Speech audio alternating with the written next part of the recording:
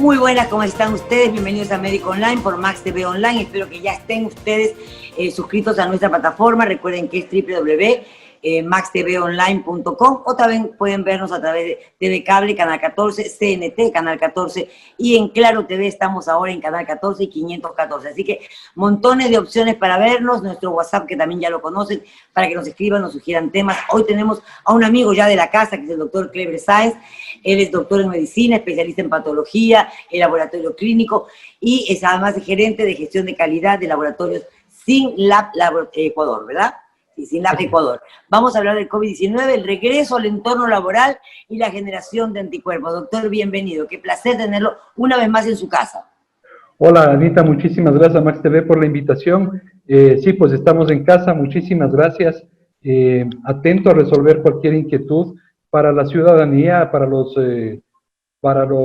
tu audiencia y poder conversar sobre estos temas que son de actualidad.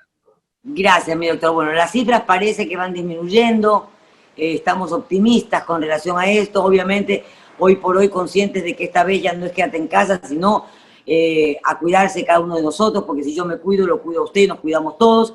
Y este regreso al trabajo, a nuestro entorno laboral, me apunto en eso porque me ha sucedido, yo ya regresé a mis actividades todavía con mucho miedo, todavía con mucho temor, tratando de cuidarme en lo posible, de no acercarme a nadie, mantener el distanciamiento, saludando con el codito. Viene muy de la mano con el tema de generación o no de anticuerpos. Por eso quisiera que usted me explicara cuándo se generan o no anticuerpos. Claro, cómo no. En efecto, tenemos que ya comenzar a retornar a las actividades y este retorno debe ser un retorno lo más seguro posible, manteniendo las 3 medidas básicas de protección y claro, las personas deben estar claras de que debe manejarse un tipo de aislamiento movilizado. En cuanto al tema de la generación de anticuerpos, es un tema muy importante porque muchísimas personas piensan que el 100% de pacientes que tuvieron contacto con el virus, que desarrollaron la enfermedad, tengan síntomas o no tengan síntomas, necesariamente generan anticuerpos. A la población ¿Y no es así? No es así. Hay que explicarle a la población que nuestro organismo tiene 2 mecanismos de defensa, ¿ya? Un mecanismo es un mecanismo de defensa celular que lo que hace es, apenas se detecta un sujeto extraño, que se lo hace a través de unos identificadores de lo propio, cuando se detecta el sujeto extraño, nuestro sistema inmunológico genera algunas células que lo que hacen es devorarse al enemigo, devorarse al extraño y destruirlo. Luego de que se produce esta destrucción, lo presentan a otro tipo de células que se llaman linfocitos B, que una vez que los presentan, estos linfocitos B desarrollan estos anticuerpos, que son las proteínas que generan el segundo tipo de defensa, que es la defensa humoral. ¿De qué depende producirlos o no estos anticuerpos? Depende de qué tan eficiente es nuestra defensa celular. De hecho, cuando la defensa celular es muy eficiente, no da chance que aparezca la respuesta inmunológica. Y esto, al parecer, sucede entre el 20 y el 30% de los pacientes que desarrollaron la enfermedad. Algunos estudios que hemos revisado antes de venir a la entrevista evidencian que, al parecer, quienes tuvimos infecciones gripales, por ejemplo, síndromes gripales relacionados con otros tipos de coronavirus, desarrollamos unas células de memoria que actúan rápidamente contra esta nueva cepa de coronavirus que es el SARS-CoV-2. De tal forma que la gente debe estar clara que no necesariamente desarrollando la enfermedad, uno debe desarrollar anticuerpos. Importante, realmente, justamente hoy conversaba con un compañero que fue asintomático y que me decía, yo le decía, aléjate de mí, en broma, ¿no? Y él me decía, no, tranquila que tengo anticuerpos. Yo le decía, no. Ojo, Tienes que asegurarte con algún tipo de examen. Una cosa tiene que tener clara la población, ¿no? El hecho de que yo desarrolle anticuerpos no necesariamente garantiza que yo sea un Superman de frente al virus. No es que yo mañana me pueda enfrentar al virus y tengo la certeza absoluta de que esos anticuerpos van a ser eficientes.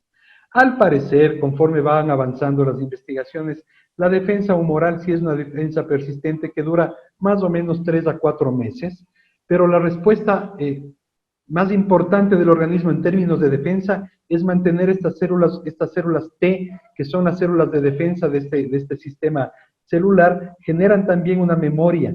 Entonces, al parecer, esas células son las que generan la mejor respuesta en cuanto a una nueva agresión del virus. Entonces, hay que tener cuidado. Todavía no tenemos muy claro esto, pero hay que manejar con cautela. quienes tuvieron la enfermedad por deben cuidar. ejemplo, si yo estoy anémica, estoy baja de defensas y me contagio de COVID-19, entiendo que la enfermedad me va a bajar más aún las defensas, supongo yo.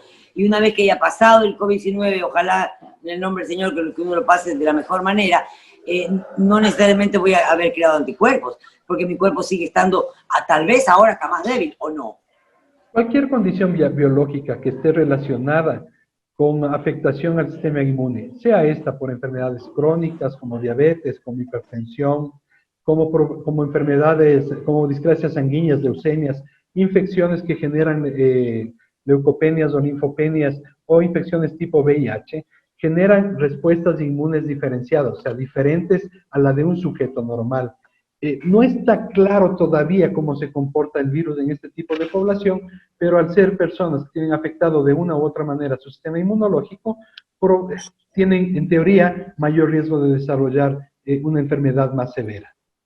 Sabe que yo tengo un compañero, conozco un caso de una persona que tiene VIH, se ha manejado muy bien a lo largo de todos estos años, pero muy, muy bien, es una persona muy cuidadosa, sigue todos los protocolos, toma retrovirales, en fin, y sin embargo, ahora que quería retomar sus actividades, descubre que sí tuvo COVID-19, no lo sintió, no tuvo ningún síntoma, no tuvo ningún problema, pero ahora que se hace un examen para chequearse cómo estaba por el sistema de retorno laboral, descubre que tuvo, pero que aparentemente sus defensas han estado siempre tan bien manejadas, que eso hizo, suponemos, que no haya tenido síntomas en su momento, y hoy por hoy se siente perfecto, dice.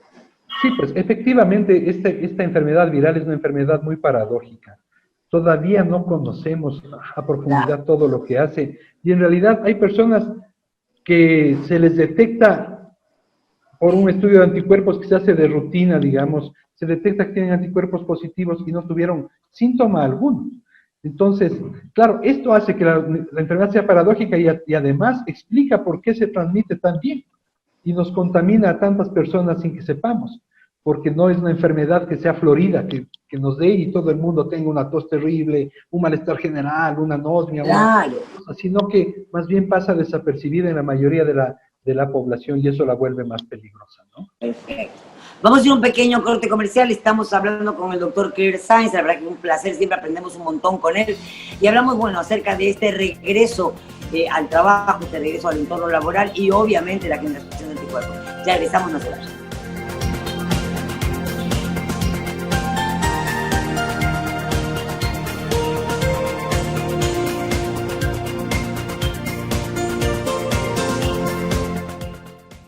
Cuando hablamos de perfiles, hablamos de la responsabilidad, capacidades y competencias, de la experiencia de vida de aquellos personajes que tanto nos interesa conocer.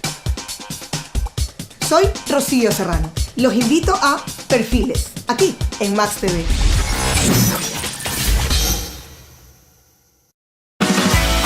Descubre nuestra app. Ahora Max TV directamente en tu móvil. Descarga tu aplicación de Max TV Online y disfruta de su programación. Descarga app Max TV Online.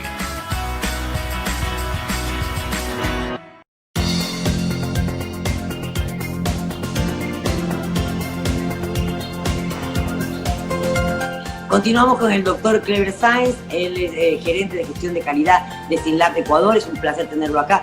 Y bueno, hablamos acerca de esta generación de anticuerpos en la que muchos estábamos muy, pero muy confiados.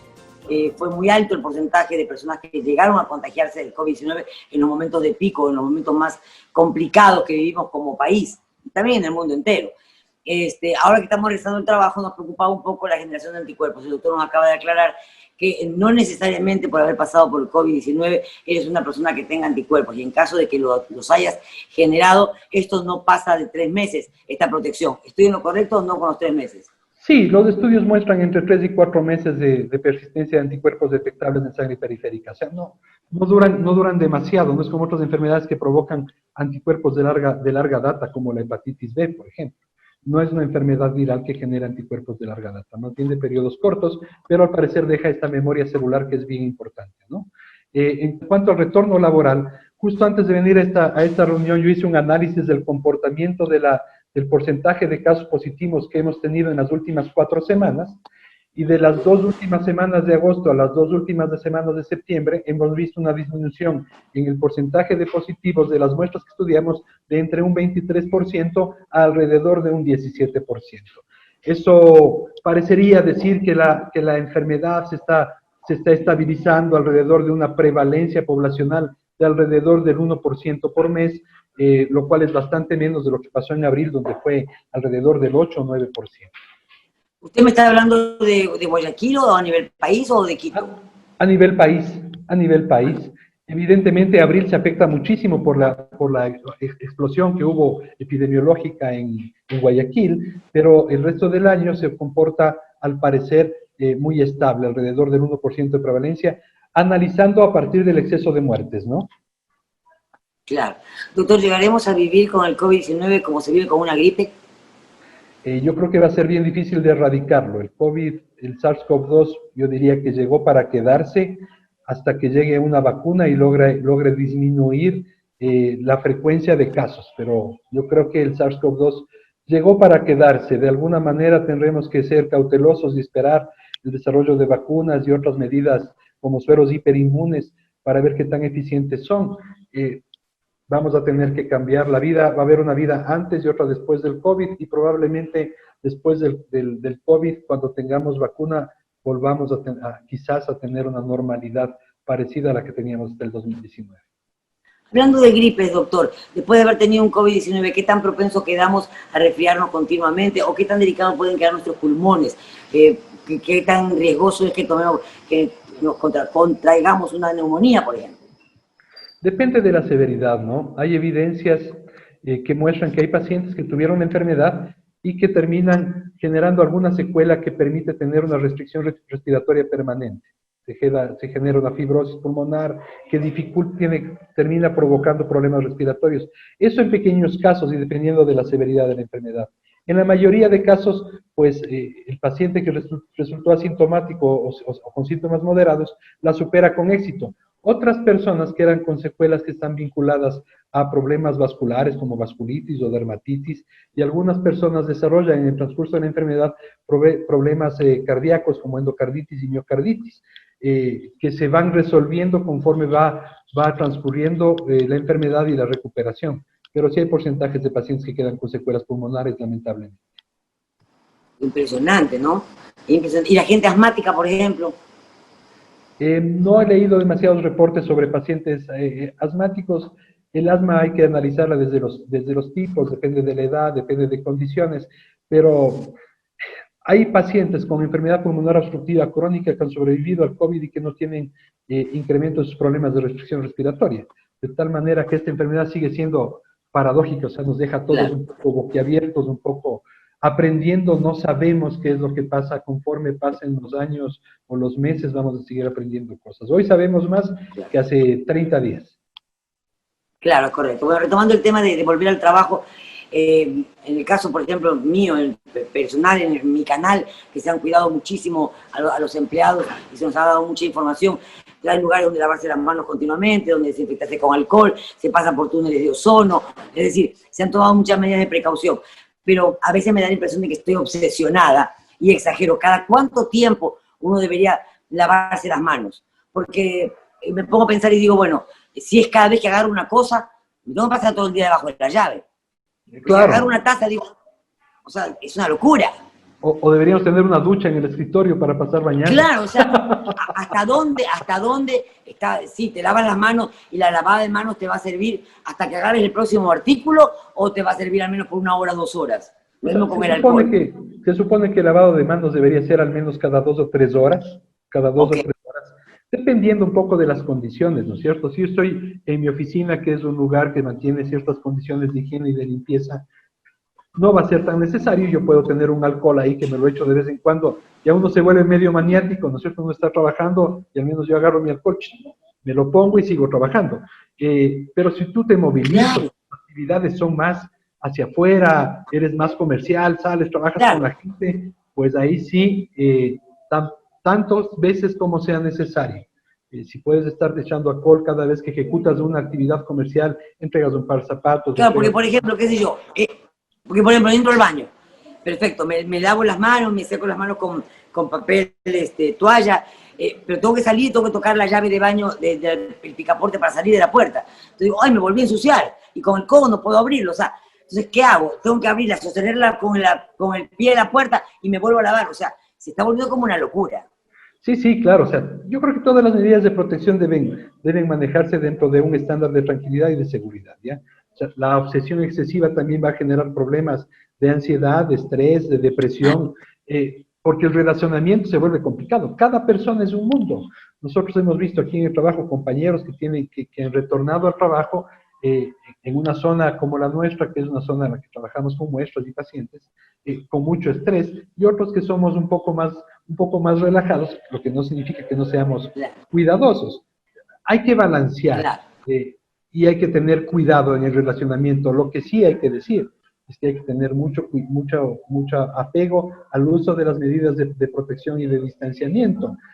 No hay que confiarse demasiado y perder las medidas de protección porque somos familiares cercanos, porque es mi primo, mi hermano, a ver el fin de semana, y yo digo, eres mi hermano toda la vida, y le abrazo, y entonces corro un riesgo. Entonces hay que tener cuidado en estas circunstancias. Bueno, doctor Sáenz, una vez más el tiempo se nos hizo corto con usted, conversando siempre sucede.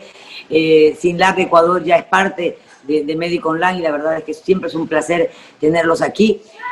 Recordar entonces todas las recomendaciones que el doctor nos ha dado, no volvernos locos y recordar que los esperamos todas las semanas aquí en Médico Online a través de Max TV Online. Ustedes saben los canales por donde vernos. Doctor, muchísimas gracias y muy buenas tardes.